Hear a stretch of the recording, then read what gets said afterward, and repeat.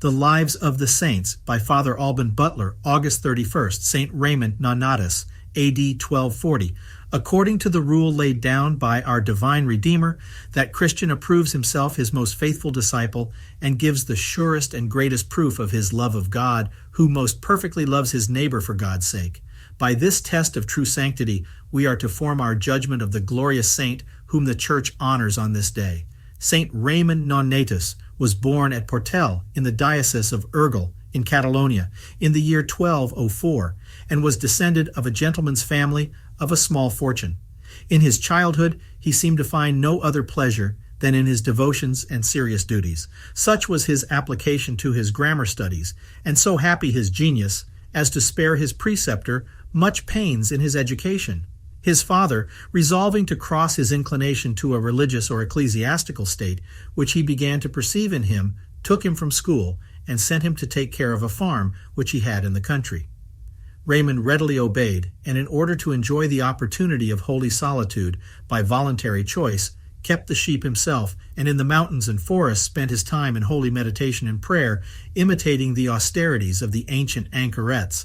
Some time after, he was pressed by his friends to go to the court of Aragon, where, by his prudence and abilities, he could not fail to make a fortune, being related to the illustrious houses of Foix and Cardona. These importunities obliged him to hasten the execution of his resolution of taking the religious habit in the new order of Our Lady of Mercy for the redemption of captives. Our saint could say with holy Job that compassion for the poor or distressed had grown up with him from his childhood. The sufferings of the Christians who, in neighboring provinces, almost under his eyes, groaned in the most inhuman slavery under the Moors, particularly afflicted his tender heart. By compassion he bore all their burdens and felt the weight of all their chains. But if he was moved at their corporal sufferings and earnestly desired to devote himself and all that he possessed to procure them comfort and relief under their temporal afflictions, he was much more afflicted by their spiritual dangers of sinking under their calamities and losing their immortal souls by impatience or apostasy from Christ. For this he never ceased to weep and pray, entreating the God of mercy to be himself the comfort and support of the weak and of the strong, and he wished with St. Paul to spend and be spent himself for their souls. In these dispositions he obtained of his unwilling father, through the mediation of the Count of Cardona, leave to embrace the above-mentioned order, and was accordingly admitted to his profession at Barcelona by the holy founder, St. Peter Nolasco. The extraordinary fervor of the saint in this new state, his perfect disengagement from the world, his profound humility, sincere obedience, wonderful spirit of mortification and penance, seraphic devotion, and constant recollection rendered him the model and the admiration of his brethren. So surprising was the progress that he made in the perfection of his holy institute, that, within 2 or 3 years after his profession, he was judged the best qualified to discharge the office of ransomer, in which he succeeded St. Peter. Being sent into Barbary with a considerable sum of money, he purchased, at Algiers, the liberty of a great number of slaves. When all this treasure was laid out in that charitable way, he voluntarily gave himself up as a hostage for the ransom of certain others, whose situation was hardest, and whose faith seemed exposed to imminent danger. The magnanimous sacrifice which the saint had made of his own liberty served only to exasperate the Mahometans, who treated him with uncommon barbarity, till the infidels, fearing lest if he died in their hands they should lose the ransom which was stipulated to be paid for the slaves for whom he remained a hostage, upon a remonstrance made on that account by the Cadi or magistrate of the city, gave orders that he should be treated with more humanity. Hereupon he was permitted to go abroad about the streets, which liberty made use of to comfort and encourage the Christians in their chains, and he converted and baptized some Mahometans.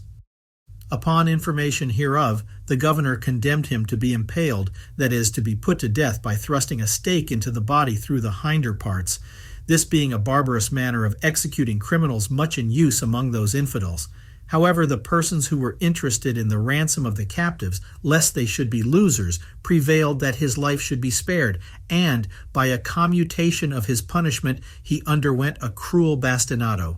This torment did not daunt his courage. So long as he saw souls in danger of perishing eternally, he thought he had yet done nothing, nor could he let slip any opportunity of endeavoring to prevent their so frightful misfortune.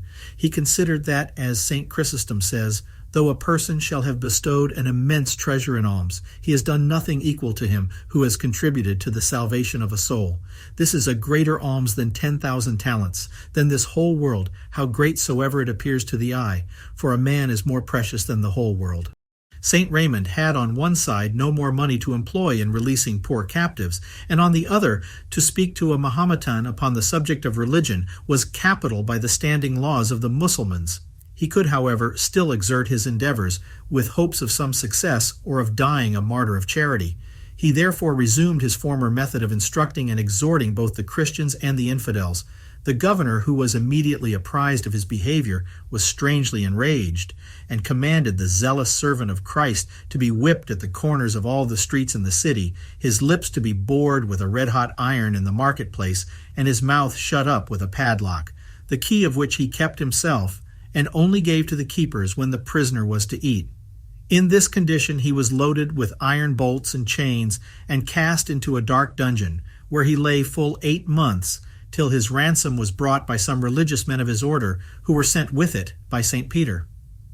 Raymund was unwilling to leave his dungeon, or at least the country of the infidels, where he desired to remain to assist the slaves, but he acquiesced in obedience to the orders of his general, begging God would accept his tears, seeing he was not worthy to shed his blood for the souls of his neighbors. Upon his return to Spain, he was nominated Cardinal by Pope Gregory IX, but so little was he affected with the involuntary honor that he neither changed his dress, nor his poor cell in the convent, nor his manner of living. Much less could he be prevailed upon by the nobility of the country to accept of a palace, to admit an equipage or train, or to suffer any rich furniture to be added to his little necessaries in his cell. The Pope, being desirous to have so holy a man about his person, and to employ him in the public affairs of the Church, called him to Rome. The saint obeyed, but could not be persuaded to travel otherwise than as a poor religious man. He went no further than Cardona, which is only 6 miles from Barcelona, when he was seized with a violent fever, which, by the symptoms which attended it, soon appeared to be mortal. Saint Raymond prepared himself for his last passage. Some historians relate that he was favored with a vision of angels, in which he received the Holy Viaticum. His death happened on the 31st of August, in the year 1240, the 37th year of his age. He was buried in a chapel of St. Nicholas, near the farm in which he had formerly lived. St. Peter Nolasco founded a great convent in that place in 1255, and St. Raymond's relics are still kept in that church. The history of many miracles wrought by his means is to be seen in the Bollandists. Pope Alexander VII inserted his name in the Martyrology in 1657. This saint gave not only his substance but also his liberty, and even exposed himself to the most cruel torments and death for the redemption of captives and the salvation of souls. But alas, how cold nowadays is charity in our breasts, though it be the essential characteristic of true Christians.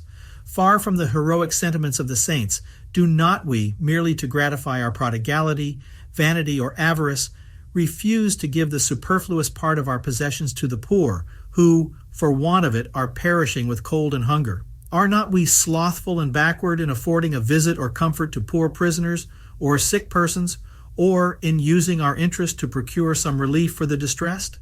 Are we not so insensible to their spiritual miseries as to be without all feeling for them, and to neglect even to commend them to God with sufficient earnestness, to admonish sinners according to our circumstances and the rules of prudence, or to instruct by ourselves and others those under our care? By this mark is it not manifest that self-love, and not the love of God and our neighbor, reigns in our hearts, whilst we seek and pursue so inordinately our own worldly interest, and are sensible to it alone? Let us sound our own hearts, and take an impartial view of our lives, and we shall feel whether this test of Christ or that of Satan, which is self-love, be more sensible in our affections, and whether is the governing principle of our actions.